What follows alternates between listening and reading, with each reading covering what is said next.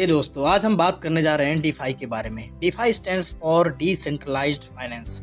अब हम decentralised finance को समझने पहले सेंट्रलाइज्ड फाइनेंस को समझते हैं, और सेंट्रलाइज्ड फाइनेंस को समझने के साथ साथ ये भी समझने की कोशिश करेंगे कि आखिर सेंट्रलाइज्ड फाइनेंस के होते हुए हमें डिसेंट्रलाइज्ड फाइनेंस की जरूरत क्यों पड़ी, आखिर क्या उनमें प्रॉब्लम्स थी। हमारे जितने भी तत्कालीन बैंक हैं वो सारे सेंट्रलाइज्ड फाइनेंस पे ही काम करते हैं। बैंक में हम अपने पैसों को जमा करते हैं, उस पर इंटरेस्ट लेते हैं, और बैंक से ही हम लोन लेते हैं और उस पर हम ब्याज देते हैं।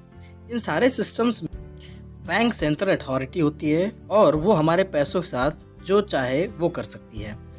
जितना चाहे उतना उस पर इंटरेस्ट ले सकती है और अपनी मर्जी के अनुसार हमसे इंटरेस्ट ले सकती है।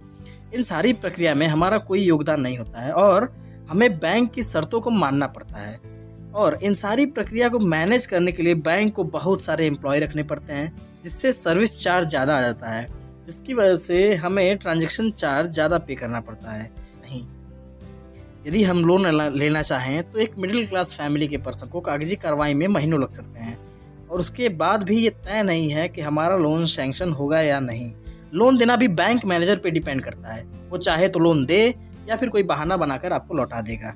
जबकि डीफाई में कोई सेंट्रल अथॉरिटी नहीं होती है, ये डैप्स पे काम करती है, यानी कि डिसेंट्रलाइज एप्स, जो कि ब्लॉकचेन टेक्नोलॉजी पे बेस्ड हैं, जो पीयर टू पीयर नेटवर्क पे काम करता है। डिफाई में एसेट के तौर पर घर, जमीन या कार ना होकर क्रिप्टो करेंसी एसेट के रूप में रखना होता है। फॉर एग्जाम्पल, यदि राम के पास कुछ इथेरियम है और वो उन पे कुछ इंटरेस्ट पाना चाहता है, तो वो डैप्स के सेविंग अकाउंट में उसे रख करके और उसके इंटरेस्ट का मजा ले सकता है।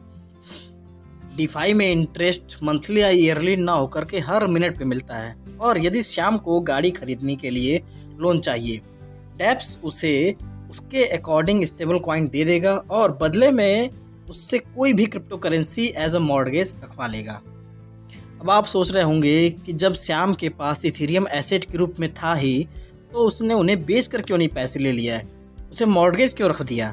तो श्याम के केस में श्याम को पता है कि अगले कुछ सालों में इथेरियम की वैल्यू जो है 500% या फिर इससे ज़्यादा भी कुछ बढ़ने वाली है।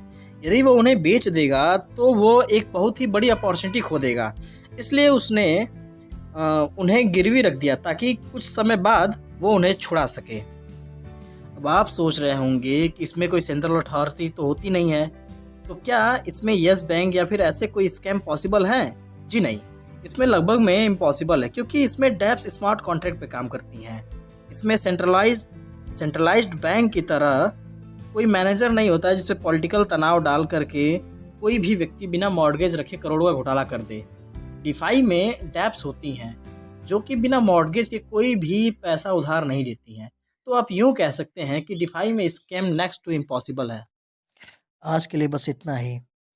और हाँ, आप अपने नॉलेज के साथ-साथ एक और चीज़ बढ़ा सकते हैं, और वो है क्रिप्टो डिजिटल मनी का सब्सक्रिप्शन नंबर।